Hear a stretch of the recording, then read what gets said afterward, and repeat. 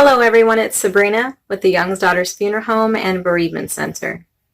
This video is about knowing what a good funeral is.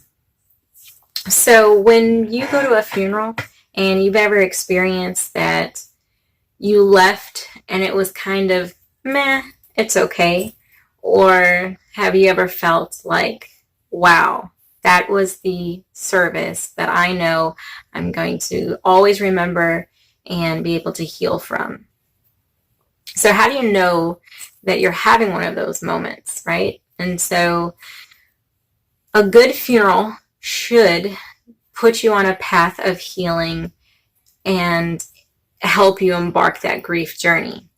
Families begin to heal, they stay connected, they feel comfortable sharing the memories and reminiscing, and including the children in on the ceremonies, and including them with the understanding and talking to their family to help them feel comfortable.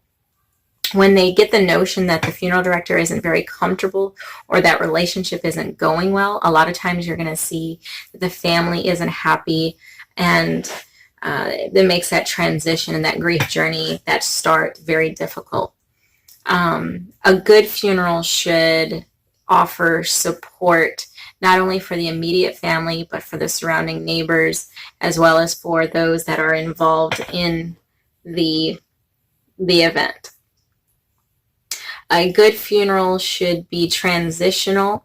It should, just like a wedding is very transitional to someone's life, baptisms are very transitional.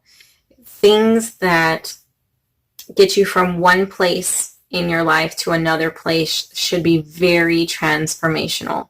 And so the funeral, when you know it's a good funeral, it should be that. It should say, this has been a beautiful life lived, and it should give you hope and promise of a new beginning. And so when you feel that, and you know that it's made that statement, you'll feel very happy that you've had a good funeral. Incorporating a lot of rituals and ceremonies that are helpful to those that are surviving. A lot of people have different religions now and different practices and ways, and so we shouldn't shun those that may not walk the same path. Be respectful of who is involved in their grieving journeys themselves. So let's incorporate a variety of different rituals, and having something that is just common for everybody to share is very important. It sets the platform where everybody's working towards something, everybody's understanding and doing something together collectively, whether that's a candle lighting ceremony or a water ceremony, or there's a variety of different things that can level the grief plane to bring everybody collectively together. So through the rituals and the ceremonies, incorporate everybody so that they can have a piece of importance, feel important during that time. And of course, leaving a good funeral, you should feel that you feel connected and that you have a piece of the puzzle that made that person's life and how you fit in. Like, your puzzle piece should feel completed. It should feel that you're not left alone, that you weren't left in the dark, that there wasn't anything that you didn't know about. So what happens to these people that don't experience a good funeral? Or maybe the deceased, their wishes were, let's not have a funeral, it's going to be too expensive, or no one's going to be there, I don't know what's going to be said about me, and I don't want that lingering in some people's minds. And so what happens is, without a funeral, without the ritual, without the ceremony, what happens is the struggle of coping becomes a lot of times unbearable. It becomes a lifelong journey, and it's okay that it is, but a lot of times it stops and people get very depressed. It puts them on a bad path as opposed to a good coping path. So it leaves behind a lot of unsorted grief. It carries with themselves.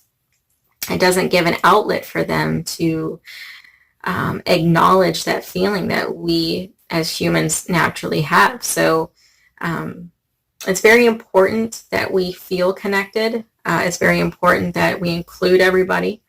Grief is something that everybody is going to walk through, and we shouldn't walk that alone. We should definitely pull together as a community and help each other. So if you are needing assistance and you would like to connect, that's what the Bereavement Center is here to do.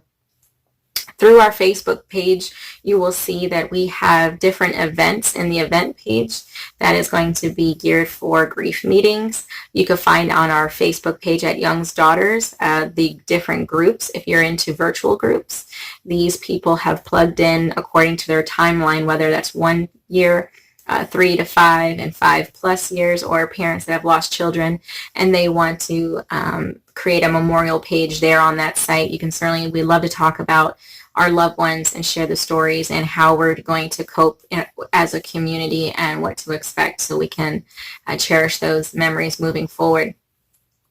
I thank you so much for letting me have the opportunity to serve you and bringing light to our Bereavement Center. So thank you so much. I hope you can like and subscribe and share these wonderful stories and videos to those that are needing it. Again, you can reach me at youngsdaughtersfuneralhome@gmail.com or through our webpage right now on Facebook and Google reviews. You can see us and our information there. Thank you so much.